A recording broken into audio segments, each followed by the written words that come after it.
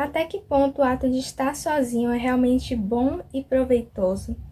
Eu vejo muitas pessoas comentando a respeito sobre o conceito de solitude, que é sobre aproveitar sua própria companhia, de sair para lugares sozinho e aproveitar ter essa reflexão até e de se entender, de ter um amor próprio e não precisar de outras pessoas para saírem para lugares com você e de realmente gostar de estar ali, como por exemplo ir ao cinema sozinho, jantar sozinho, ou fazer qualquer outra coisa, ir pro show sozinho e realmente aproveitar aquele momento, sabe? Eu acho muito legal esse conceito de solitude, mas se for parar para pensar, se ficar muito tempo nessa questão de ir só, tem algum momento que você vai se sentir sozinho e isso vai ser levado para solidão e para tristeza também. E é duas coisas assim muito semelhantes e extremas ao mesmo tempo para mim. Não sei para vocês, mas eu andei pensando muito sobre essas questões de solitude e de solidão, de se sentir muito sozinho, rodeado de pessoas e ao mesmo tempo não. Então, especialmente quando você tá ao redor de muita gente, se sente só, ou quando você passa muito tempo solitário e não tem ninguém ali para conversar, para sair. Essa questão da solidão, e quando tenta ver uma perspectiva de solitude, de aproveitar aquele momento sozinho, sem ter muita melancolia e tristeza, é realmente interessante. Eu até pensei em fazer um vídeo especial, sem ser devocional, sobre esses conceitos, só para comentar aqui e conversar mais de forma livre. Mas eu queria perguntar a vocês como é que lida com todas essas questões e como a gente pode ver isso na Bíblia. O que seria esse ato de estar sozinho na Bíblia? O que Deus diz a respeito quando o homem está só ou se sente só? O que ele sente a respeito sobre toda essa perspectiva? E bom, oi gente, eu sou Thalita e sejam bem-vindos ao Devocional comigo. Dessa vez a gente vai abordar sobre o capítulo 2 de Gênesis. Eu estou fazendo essa série de vídeos para a gente comentar e refletir um pouco sobre cada historinha que aparece na Bíblia e como a gente pode introduzir isso e aplicar na nossa vida, com ensinamentos que a gente pode observar em cada capítulo, reflexões e mais um monte de coisa que a gente pode encontrar. E antes da gente começar, eu recomendo que faça a leitura antes do capítulo 2 de Gênesis, para começar já entendendo aqui mais ou menos o que eu vou abordar sobre, para não ficar muito sem saber direito. E aproveita e coloca aqui nos comentários qual o versículo que te chamou mais atenção, alguma parte que você gostou, que você viu que seria alguma lição para colocar na sua vida, ou alguma reflexão, ensinamento, seja o que for, coloca aqui nos comentários e não esquece de dar o like. Bom, a gente vai começar então sobre a história e os pontos principais que eu encontrei nesse capítulo 2. E a história basicamente é sobre a criação do homem, que é Adão, e da mulher, que é chamada de Eva. E teve alguns pontos que me chamou bastante atenção e que eu queria compartilhar aqui. Eu sei que essa história é bastante batida até, porque foi a criação dos seres humanos, legal, mas tá. O que acontece depois, né? O que é de tão interessante assim que a gente pode compartilhar? O primeiro ponto que me chamou a atenção, eu vou colocar aqui, né, para ficar mais organizado esse vídeo, que é depois que Deus, ele faz tudo durante 6 dias, no caso, toda a criação do universo, da terra, de tudo que existe, ele vai santificar o 7º dia. E eu achei bem interessante porque o número 7 continua aparecendo aqui, que é um número bastante simbólico, porque para mim tem essa proximidade, essa intimidade de Deus com a sua criação, com o homem, e também é um símbolo de perfeição até. E eu até anotei algumas outras coisas aqui, que é um número perfeito, que demonstra também o final de um ciclo. O número 7 também representa a plenitude e o próprio Deus e a sua promessa com a sua criação, né, com os homens.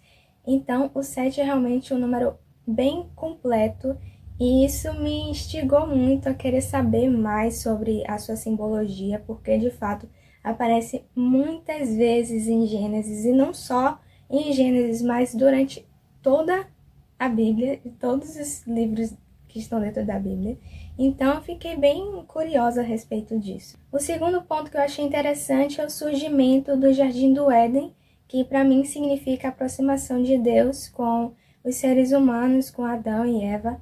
E eu acho muito bonito a simbologia do Jardim de Éden e como até hoje não sabem identificar aonde de fato era esse jardim. Eu cheguei a pesquisar até de onde seria esse jardim, mas realmente é algo que não está visto para nós, meros humanos agora. O terceiro que foi o auge para mim, que é a criação da árvore da vida e a árvore do conhecimento do bem e do mal. Isso, gente, eu fiquei muito encucada. Eu já vi Gênesis várias vezes, mas eu não prestava atenção nessas coisas. E aí, quando eu fui fazer essa leitura mais minuciosa, eu fiquei me perguntando: que é isso?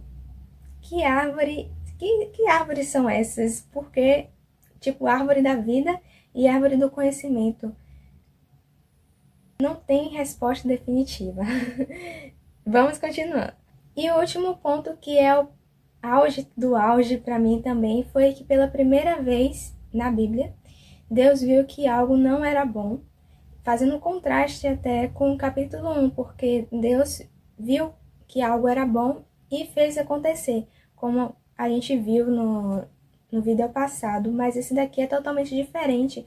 Ele viu que algo não estava bom e tentou organizar aquilo e perceber como poderia mudar aquela situação. E faz lembrar até da árvore do conhecimento do bem e do mal, porque pela primeira vez apresenta essa questão mais negativa sobre as coisas, ao contrário do primeiro capítulo, que é algo mais positivo sobre tudo, basicamente. E sobre essa questão a gente vê no versículo que não é bom que o homem esteja só, que é no versículo 18, eu vou colocar aqui, e traz já sobre essa questão da solidão do homem, e que é algo que me fez pensar e que inclusive é o título desse vídeo aqui, que a gente vai analisar sobre esses elementinhos, né? E agora vamos começar para a melhor parte, que é as reflexões, que para mim é a melhor parte, não sei para vocês, mas depois de ler todo o capítulo, essa é a melhor parte para mim, de fazer assim um boom na cabeça e entender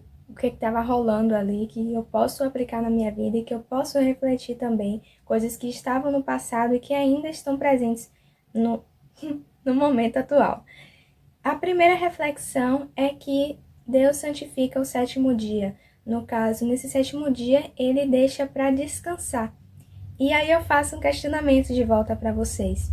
Se até Deus descansou depois de tanto trabalho, porque ele trabalhou durante 6 dias, e no sétimo ele resolveu descansar, por que você não está descansando? Por que você não deixa esse momento para você de lazer, de realmente respirar, meditar um pouco, descansar e ter esse momento proveitoso para si mesmo e até ter um momento de solitude também, de aproveitar a sua própria companhia. E isso é algo que eu refleti muito, porque tem muita gente que é workaholic e trabalha pra caramba e não tem um tempinho para descansar ou para ter esse momento realmente de sair, de lazer, de pensar em outra coisa que não seja em estudos ou em trabalho ou em suas obrigações ou em problemas. E Deus chama os seus filhos para, sabe, refletir, ter esse momento. Eu descansei, porque você não vai descansar. E é como eu disse no outro vídeo, há momento para tudo. Há momento para trabalhar, para descansar, para abraçar, para deixar de abraçar. E eu gosto muito desse versículo, eu nem sei qual é, eu acho que é Eclesiastes, mas eu vou colocar aqui de novo, eu realmente esqueci. Mas é um versículo, é um dos versículos que eu gosto muito. E enfim, aqui Deus valoriza esse descanso. Deus chama seus filhos, Deus chama você para ter esse momento para descansar. Vai ter esse momento de um autocuidado, de se valorizar mais, de pensar mais em você. E tem momentos que a gente realmente se deixa, tem momentos que a gente pensa mais no outro, até no que o outro vai pensar, no que o outro vai reagir, no que o outro quer e não o que a gente quer. A gente acaba fazendo o que o outro deseja e não o que a gente deseja. Então essa reflexão é bem profunda até, E você pode refletir a respeito, e isso também eu fiquei refletindo para mim mesma, porque em muitos momentos da minha vida eu fiquei não pensando em mim, mas pensando no que o outro desejaria para minha vida. E caramba, essa é forte. E é até engraçado isso, porque Deus, que é o Criador de tudo, descansou, teve esse momento para ele respirar e aproveitar todo o trabalho que ele fez, sabe? Sentar e olhar assim: caramba, eu fiz isso tudo e foi muito bom. E ele deseja que os filhos dele façam isso também, de fazer esse trabalho e aproveitar e observar: caramba, eu consegui, eu dei meu máximo e deu tudo certo. E se não deu, a gente tenta novamente, mas é preciso esse momento de descansar. E muitas vezes a gente fica até no automático no dia a dia, durante a semana, fazendo as coisas que nem percebemos aquele momento de estar no momento atual, de respirar e eu estou nesse momento presente, eu estou aqui agora, eu estou sentindo isso, eu estou pensando isso. Ter essa autoconsciência até. E Deus chama seus filhos para isso. Essa é a reflexão, essa é a primeira reflexão que me chamou bastante atenção e me abriu os olhos sobre o descanso. A segunda reflexão não é bem uma reflexão para mim, diz um pouco a respeito sobre o livre-arbítrio, mas é uma questão que eu fiquei muito encucada, que é a respeito da árvore do conhecimento do bem e do mal. E eu fiquei me perguntando por que, de fato, Deus colocou uma árvore do bem e do mal ali no Jardim do Éden. Já existia o mal? É isso que eu fiquei me perguntando. E por que Deus colocaria uma árvore do bem e do mal? Por que não colocaria somente do bem? E isso me veio, assim, vários pensamentos a respeito disso. O primeiro deles é em relação ao livre-arbítrio, que para mim foi que Deus colocou essa árvore do conhecimento para que seus filhos pudessem ter o livre-arbítrio de escolher, de ter, saber decidir o que quer para a sua vida. E se não colocasse essa árvore do conhecimento do bem, ele seria transformado em um Deus de comando, vamos dizer assim, né? Porque ele, de certa forma, estaria impondo algo para a gente, que seria só o do bem. Não sei se dá para entender. É uma árvore que realmente diz a respeito de ter conhecimento sobre as coisas. E Deus valoriza muito essa questão de ter sabedoria, de ter conhecimento, discernimento do que vai fazer e do que está acontecendo ao redor. Então, para mim, é como se fosse realmente um livre arbítrio para os seus filhos poderem realmente decidir e não ter isso de ser como se fosse um ditador. Que muitas vezes as pessoas têm essa perspectiva que Deus é um Deus de ódio, Deus de comando, um ditador, sendo que se fosse assim, ele teria colocado uma árvore ali só do bem, como ele queria, e seus filhos teriam que seguir aquilo ali e acabou. E de certa forma, Adão e Eva poderiam até pecar e não saber que estariam pecando, não ter essa consciência. Então Deus mostra já previamente o que seria o pecado, o que seria algo ruim, o que seria algo mal, sabe, na perspectiva dele.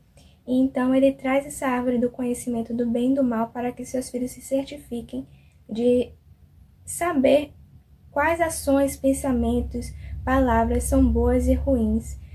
E é realmente interessante essa questão. É mais até sobre educar seus filhos, ter essa forma de educação, de trazer o conhecimento e até essa tomada de decisões sobre a própria vida.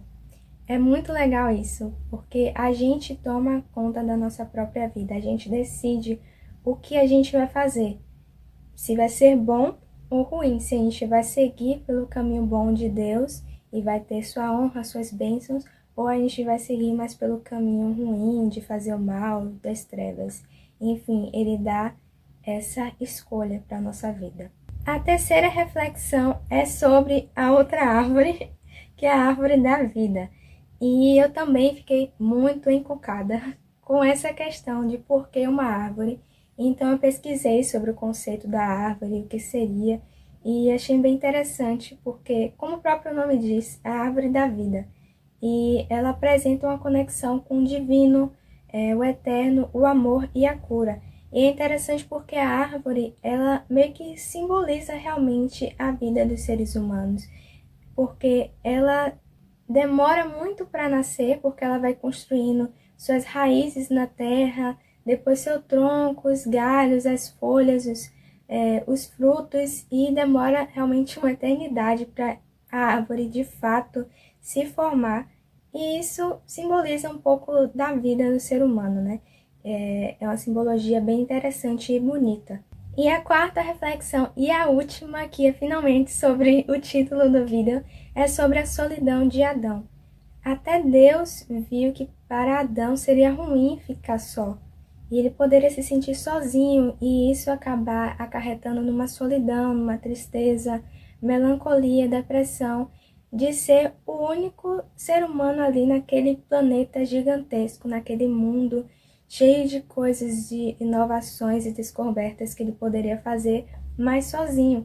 E isso Deus percebeu que não era bom.